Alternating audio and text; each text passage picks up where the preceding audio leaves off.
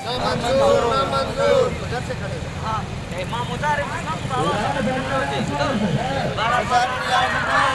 नामंजूर नामंजूर नामंजूर नामंजूर नामंजूर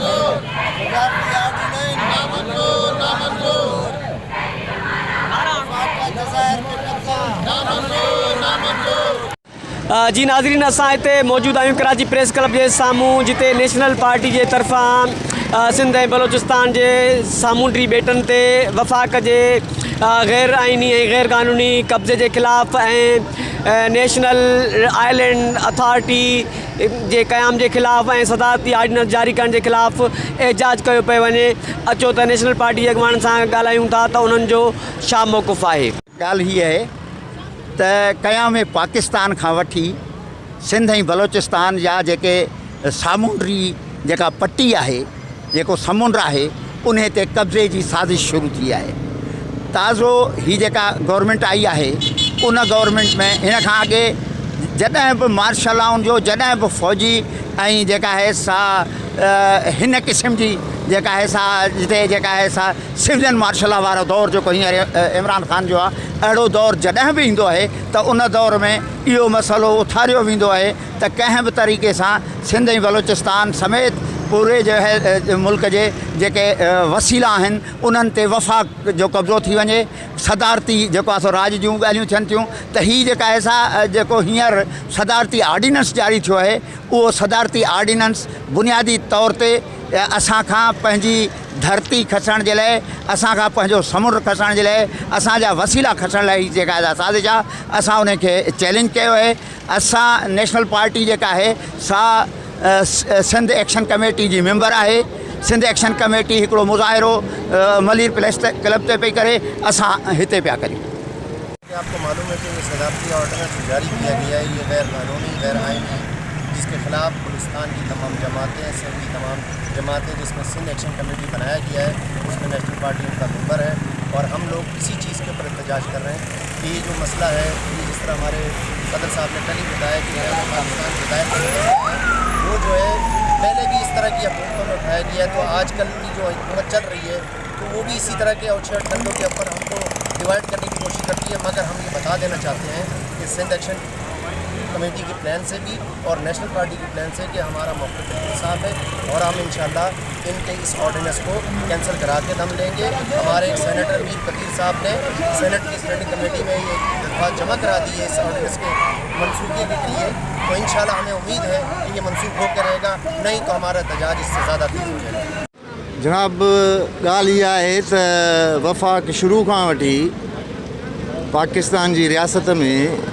ख़ासि तरह सिंध ऐं बलूचिस्तान जे जेको उन्हनि जूं बुनियादी ज़रूरत आहिनि ऐं उन्हनि जा जेके वसीला आहिनि, उन्हनि खे उन्हनि सूबनि ते इस्तेमालु करण में नाकाम रही आहे। हीअ वरी हिकिड़ी नई रिथ शुरू थी आहे। सिंध ऐं बलूचिस्तान जा जेके सामूंडी पट्टी जा इलाइक़ा आहिनि, इहे इंटरनेशनल मल्टीनेशनल कंपनियुनि सां गॾिजी कुझु मख़सूस टोला उन मुफ़ादनि खे इस्तेमालु करणु चाहिनि था। असांजो मुतालबो इहो आहे कि 18 आइनी तरमीम तहत सूबनि जे हक़नि खे तहफ़ुज़ ॾिनो वञे ऐं बजाए इन्हनि जज़ीरनि खे आबाद करण जे बजाए बलूचिस्तान जे पसमानदा इलाइक़नि खे तरक़ी ॾिनी वञे, सिंध जे थर जे इलाइक़नि खे तरक़ी ॾिनी वञे।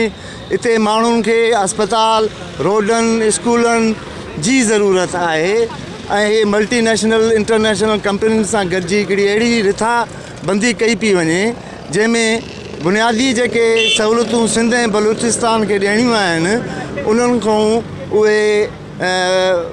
जे मुताबिक़ सही हिकिड़ो फ़ैसिलो न आहे, जंहिंजे लाइ सिंध बलूचिस्तान जो अवाम हिन खे मुकमल तौर ते रद्द करे। ये है कि भी अब जो जज़ाहिर पे वफाकी हुकूमत ने आर्डिनेंस के ज़रिए कि भी ये जज़ाहिर अब मरकज़ के हवाले होंगे, उसके हम ख़िलाफ़ हैं, क्योंकि जज़ाहिर सूबों का हिस्सा है और सूबों को ये हिस्सा शुरू दिन से देते तो नहीं है, लेकिन हमारी मेहनत,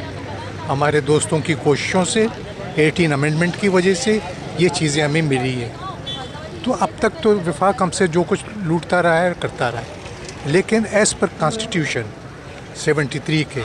और फिर आफ्टर 18 अमेंडमेंट ये चीज़ें अब सूबाई की चीज़ें हैं और सूबाई इनको चला लेंगे इसको, इसके हम खिलाफ है। इसमें आपका मुतालबा क्या है? कि भी जो जज़ायर हमारे हैं सूबों के हैं, वो बलूचिस्तान हो या पंजाब सिंध हो, वो उनको उनके हवाले कर दो। जी नाज़रीन, नेशनल पार्टी सूबे सिंध जे सदर ताज मरी, जनरल सेक्रेटरी मजीद साजदी ऐं ॿियनि अॻुवाणनि जो इहो मौक़िफ़ो त सिंध ऐं बलूचिस्तान जा जेके ॿेट आहिनि उहे सूबाई हुकूमतुनि ऐं उतां जे अवाम जी मिल्कियत आहिनि, वफ़ाक़ गैर आइनी ऐं गैर क़ानूनी हथकंडा इस्तेमालु करे उन्हनि खे मल्टीनेशनल कंपनियुनि जे हवाले करे पियो, ऐं जेको क़दम जेको आहे कंहिं बि सूरत में बर्दाश्त न कयो वेंदो। ऐं हिननि जो इहो मौक़िफ़ो आहे त हीअ जिदोजहद सदारती आर्डीनेंस जे ख़ात्मे ऐं नेशनल आइलैंड अथॉरिटी जे ख़ात्मे ताईं जारी रहंदी। कैमरामैन वहीद आज़ाद भुट्टो सां गॾु वहीद समो, हलचल न्यूज़, कराची प्रेस क्लब।